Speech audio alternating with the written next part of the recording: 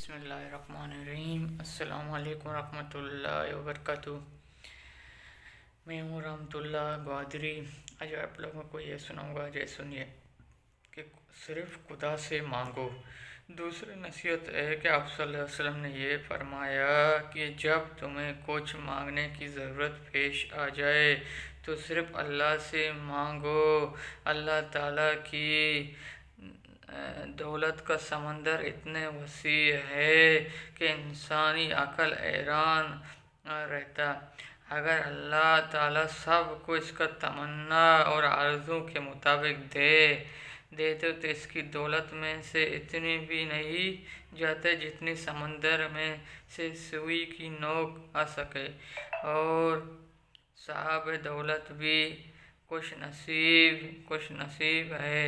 تم اللہ سے مانگو اللہ پاک اس کے دل میں ڈال دینا ہے، بے چین ہو کر تمہارے پاس لے کر آتا ہے۔ اگر تم اس کو قبول کرتے ہو تو اپنی خوش نصیبی سمجھتے ہو، تم مقبول بارگاہ ہو اور اس کی دولت کو بھی عنایت شرف قبول حاصل ہو۔ تم نے تقوی اختیار کیا اور اس کا مال ایک متقی کو پہنچا گیا۔